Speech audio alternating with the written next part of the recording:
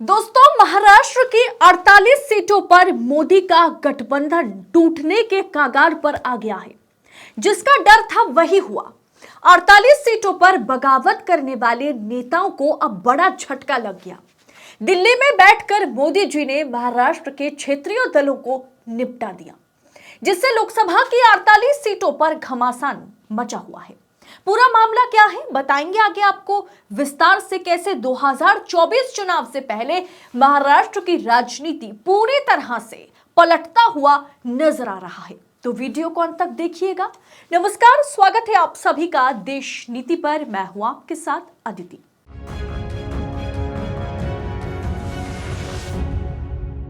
देश नीति, केवल सच्ची और पक्की खबरें।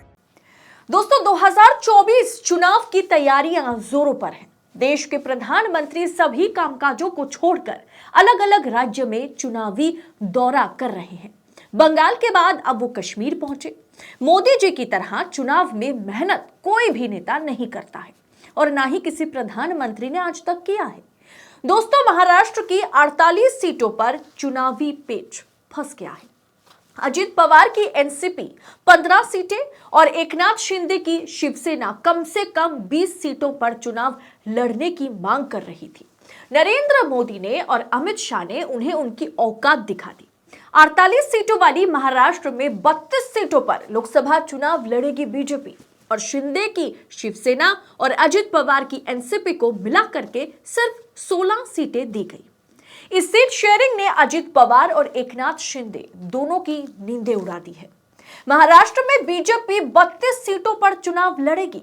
2024 लोकसभा चुनावों के लिए एनडीए के घटक दलों के बीच सीटों की संख्या तय हो गई है। केंद्रीय गृह मंत्री अमित शाह के दौरे से पहले मुख्यमंत्री एकनाथ शिंदे की अगुवाई वाली शिवसेना ने 22 सीटों की मांग की थी, तो वहीं अजित पवार की अगुवाई वाली राष्ट्रवादी कांग्रेस पार्टी यानी एनसीपी ने 18 सीटों पर दावा ठोका था। लेकिन अमित शाह ने दूध का दूध और पानी का पानी कर दिया। उन्हें उनकी औकात दिखा दी कि भाई तुम 16 से ज्यादा, दोनों मिलकर के भी 16 से ज्यादा सीटें जीत नहीं सकते, ला नहीं सकते और हम आपको दे नहीं सकते। दोस्तों, अब खबर निकल के यही आ रही है कि गृह मंत्री अमित शाह के साथ बैठक के बाद ये जो महागठबंधन है, जो एनडीए है, वो सीट शेयरिंग पर उनकी मोहर लग गई। बीजेपी महाराष्ट्र में 32 से 35 सीटों पर, अगर माने तो 32 सीटों पर चुनाव लड़ेगी, लेकिन कहीं कहीं जगह से ये खबरें भी आ रही है, जैसे जनसत्ता ने रिपोर्ट छापा है कि 35 सीटों पर बीजेपी चुनाव लड़ सकती है महाराष्ट्र में।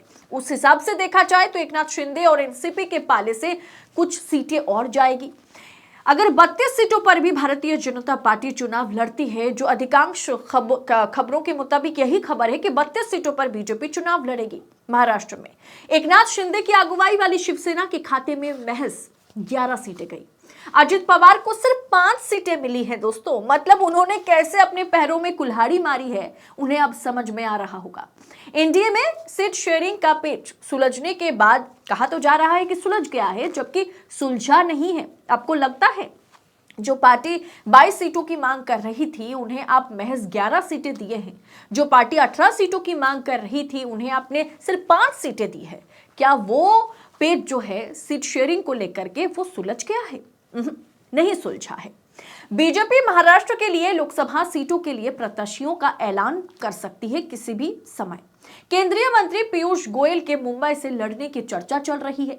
महाराष्ट्र में लोकसभा की कुल 48 सीटें हैं। राज्य में बीजेपी पहली बार इतनी सीटों पर चुनाव लड़ेगी। अभी तक महाराष्ट्र में 32 से 35 सीटों पर भारतीय जनता पार्टी के चुनाव लड़ने की औकात नहीं हुई, हिम्मत नहीं हुई, लेकिन इस बार हो रही है, क्योंकि हर बार शिवसेना साथ खड़ा होता था। अभी तक राज्य में बीजेपी ने सर्वाधिक 26 सीटों पर लोकसभा चुनाव लड़ा है, जिनमें से 23 सीटें भाजपा के खाते में आई थी और 25 सीटें शिवसेना लेकर के गई थी। भाजपा को 23 सीटें भी इसलिए मिली थी महाराष्ट्र में क्योंकि गठबंधन उद्धव ठाकरे के साथ था। लेकिन अब महाराष्ट्र का हाल ऐसा हो गया कि बागी अजित पवार ना तो 5 सीटों का समीकरण जो है उसे निगल पा रहे हैं और ना ही उगल पा रहे हैं। बागी एकनाथ शिंदे का भी 11 सीटों के साथ वही हाल है, ना वो इधर जा सकते ना वो उधर वापस जा सकते, क्योंकि जितना मांगा उसका आधा भी नहीं मिला है। इस बीच उद्धव ठाकरे की बीवी रश्मि ठाकरे और बेटे आदित्य ठाकरे का मोदी से मुलाकात शिंदे और अजित पवार की नींदें और ज्यादा उड़ा के रखती है। लेकिन शिवसेना और बीजेपी में, शिवसेना यानी उद्धव ठाकरे और बीजेपी यानी मोदी में गठबंधन संभव नहीं है 24 चुनाव से पहले, क्योंकि दिल्ली से एक तरह से आप कह सकते हैं कि महाराष्ट्र को दिल्ली से चलाना है और महाराष्ट्र को दिल्ली से चलाने के लिए रबर स्टैंप सीएम चाहिए। शिवसेना या उद्धव ठाकरे की एंट्री मोदी जी को कतई पसंद नहीं होगा। और सबसे बड़ी बात कि अगर शिवसेना के साथ यानी ओरिजिनल शिवसेना जो है यानी उद्धव ठाकरे की शिवसेना के साथ अगर भारतीय जनता पार्टी गठबंधन करती है, अगर अलायंस चुनाव लड़ता है, तो सीट शेयरिंग में भारी नुकसान भारतीय जनता पार्टी को हो जाएगा। तब भारतीय जनता पार्टी और 32 से 35 सीटों पर चुनाव नहीं लड़ सकती, क्योंकि अगर शिवसेना प्रमुख उद्धव ठाकरे के साथ गठबंधन में भारतीय जनता पार्टी चुनाव लड़ती है तो उन्हें फिर से 25 से 26 सीटें देना पड़ जाएगा, जो भाजपा चाहती नहीं है। दोस्तों, आप लिख के रख लीजिए कि बिहार में भी नीतीश और जेडीयू का भी ना मोदी जी यही हाल करेंगे। एकनाथ शिंदे की तरह मोदी जी इनका भी हाल वही करके छोड़ेंगे, नीतीश और जेडीयू का। अब इन बागियों ने कैसे अपने पैरों पर कुल्हाड़ी मारी है, सबको अपने अपने समय पर पता चल जाएगा। जैसे अभी एकनाथ शिंदे और अजित पवार को पता चला, अजित पवार से सभी ईडी के केसेस को हटाया गया, उन पर और भी 25,000 करोड़ के घोटाले का केस चल रहा था, जिसे रफा दफा कर दिया गया। ईओडब्ल्यू ने रफा दफा कर दिया। अब देखना दिलचस्प होगा कि अजित पवार को एक तरह से भारतीय जनता पार्टी ने उनकी जो करियर है, राजनीतिक करियर को तो निपटा ही दिया। आप डिप्टी सीएम हो, लेकिन आपकी पार्टी को महज 5 सीटों पर लोकसभा चुनाव लड़ने का मौका हम दे रहे हैं, जबकि आप मांग 18 सीटों की कर रहे थे। ऐसे में अजित पवार के लिए ये कुछ कम अपमानजनक नहीं है, लेकिन हाँ, उनके खिलाफ सभी केसेस को रफा दफा कर दिया गया। अब वो एनसीपी प्रमुख शरद पवार के पास वापस नहीं जा सकते, उनको मोदी जी के साथ ही रहना है और 5 सीटों के साथ सर झुका करके मोदी वंदना उनको करना होगा। वही हाल एकनाथ शिंदे का है। मुख्यमंत्री आपको बना के रखा गया, लेकिन लोकसभा में, माफ कीजिए, लोकसभा में हम आपको सीट नहीं दे सकते। आपको इसी हालत पर कहीं किसी भी तरह गुजरना पड़ेगा, आपको काम चलाना होगा। और भारतीय जनता पार्टी के आला कमान यानी नरेंद्र मोदी, अमित शाह और जेपी नड्डा के आगे ये रबर स्टैंप मुख्यमंत्री एकनाथ शिंदे ना तो कुछ बोल सकते हैं, ना ही रबर स्टैंप उप मुख्यमंत्री अजित पवार कुछ कह सकते हैं। ऐसे में किस तरह से रीजनल पार्टी को भारतीय जनता पार्टी ने निपटाया है महाराष्ट्र में, एकनाथ शिंदे की शिवसेना को निपटाया गया लोकसभा चुनाव में, और साथ ही साथ अजित पवार की शिवसेना को भी निपटाया गया। और यही हाल आगामी विधानसभा, महाराष्ट्र विधानसभा चुनाव में भी होगा। दोस्तों, आप लिख के रख लीजिए, लोकसभा चुनाव के तुरंत बाद ही महाराष्ट्र में विधानसभा चुनाव भी कराए जाएंगे और वहां पर भी भारतीय जनता पार्टी अकेले के दम पर चुनाव लड़ेगी। इन्हें बस बचा कुचा कुछ जगह जो है वो दिया जाएगा।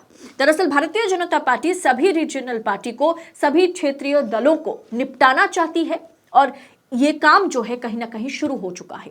इसीलिए जो भी भारतीय जनता पार्टी के साथ अलायंस में, गठबंधन में आना चाहती है, जौन सा भी पार्टी, उन्हें बहुत सोच समझकर आगे बढ़ना चाहिए। जैसे कि बिहार में भी नीतीश को और जेडीयू को निपटाया जाएगा। अब बिहार के लिए बिहार के पास जो 40 सीटें हैं, उनकी जो सूची आएगी लोकसभा चुनाव के लिए, वो सूची, वो लिस्ट आप आने दीजिए। आपको दूध का दूध और पानी का पानी आपके सामने हो जाएगा। आपको पता चल जाएगा किस तरह से मुख्यमंत्री नीतीश कुमार को और उनकी पार्टी को निपटाया जाएगा, जैसे महाराष्ट्र में एकनाथ शिंदे और अजित पवार के साथ हुआ। ऐसे में देश में एक राष्ट्र, एक पार्टी और एक चुनाव कराने की पूरी प्लानिंग नरेंद्र मोदी की सरकार ने और भारतीय जनता पार्टी ने कर ली है। अब आप सोचिएगा कि आपको किसे वोट करना है, कि आपको वाकई देश में लोकतंत्र चाहिए, या आप भी one nation, one election, one party में खुश हैं। इस पूरे विषय को आप किस तरह से देखते हैं, कमेंट कर अपनी राय हमारे साथ शेयर कीजिएगा। बाकी ऐसी तमाम खबरों को पड़ताल के साथ पाने के लिए, राजनीति और राजनेताओं से जुड़ी खबरों को एनालिसिस के साथ चुनाव से पहले पाने के लिए सबसे पहले दोस्तों देश नीति को सब्सक्राइब कीजिएगा। बहुत बहुत शुक्रिया। जय हिंद, जय भारत।